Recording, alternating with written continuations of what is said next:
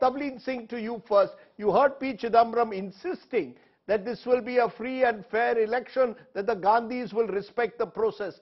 Are you cynical about that? Do you really believe that the Gandhis will have a hands-off approach to the Congress presidentship? To me, the most important thing he said was the last thing, which is that he said the Congress party really needs to build up its organization. And for that to happen, he is right that that person who can do that job is vital at the moment for the Congress party. So I'm not that cynical about this. I think that the Gandhis, I've been saying for a long time, they should play a more, they're sort of chairman, non-executive role. But you need somebody who is very energetic, because the party's structure has collapsed. And so to build that up, if they do have an election, and if whoever wins it, if they can build that up, then the Congress party has a good chance in 2024 of a revival. At the moment, it's not in very good shape. But would that mean that the keys of power would also be given to this Congress president? That whoever becomes Congress president, is he, if as you're saying, the Gandhis are non-executive chairpersons, does this individual, whoever it be, Gehlot, Tharoor, anyone else, eventually the keys of power lie with the Gandhis? There's a difference between becoming Congress president and prime minister. And there should be that difference.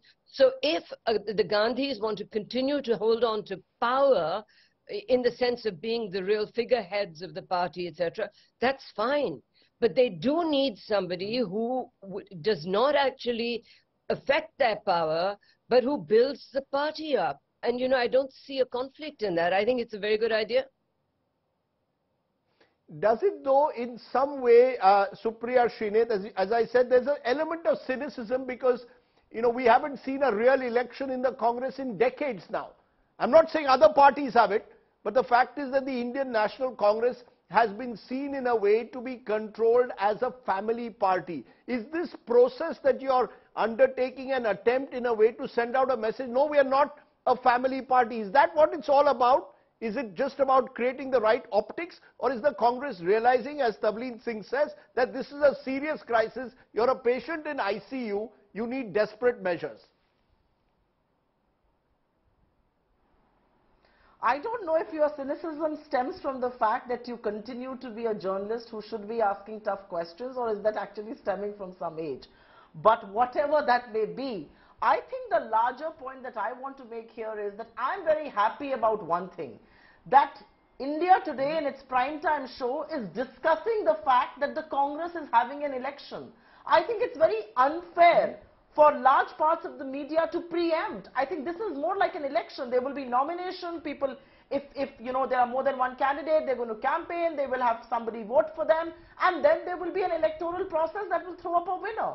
I think we should only respect that process, because preempting them comes from cynicism and comes from very jaundiced eyes. That's the first thing that I want to say. The second thing that I want to say, and I want to say it very clearly, this is a long process. It's taken a while for these 9,000 PCC delegates to be, elected. They're not nominated, they're not chosen. I'm a PCC delegate and I know what it took. I had to go and do some work. Booth elected me, it went to the block committee, then block elected the PCC delegates. I think it's only fair that we at least respect the only political party in this country that elects its chief.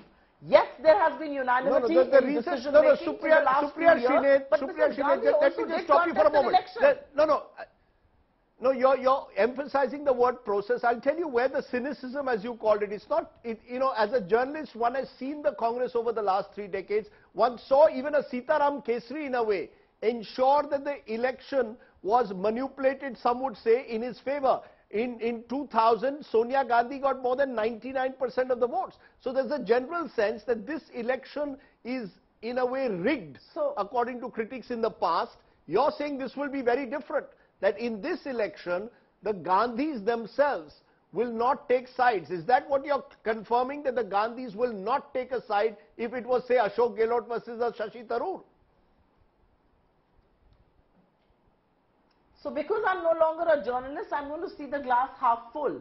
Yes, Mrs. Gandhi got 99% of the votes, but the other way to look at it is that she was perhaps the most popular candidate.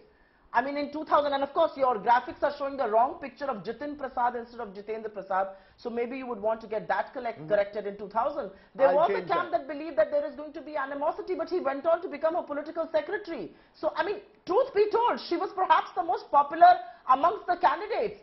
You know, which is why I say cynicism. And one more thing that I do want to say, Rajdeep, very clearly is, this is not the first time we are going to have an election, if there will be one. This is also perhaps not going to be the last, and Congress party's elections are a part of when we took birth as a political entity. I can ask the question of many regional parties who've given their chiefs life-term presidency, or for the BJP, is there a single elected delegate who sits in that one room with 2.5 people, decides who the next president will be, a rubber stamp of sorts? You know, these are many questions, but I'm not going to point the finger in another direction. I'm going to answer questions for the Congress party. Whether it was Gopal Krishna Gokhale or Madan Mohan Malviya or Jawaharlal Nehru, or actually Gandhiji himself or Subhash Chandra Bose or Purushottam Das Tandon or Jagjeevan Ram, they all contested elections. And so it's very rich for the media to question a process that we are undertaking, instead of actually asking, why is democracy not being strengthened in every political entity of this country? Why should the BJP not have elections? Why should the Samajwadi not have elections? Why should the TMC not have elections? Why should the TDP not have elections?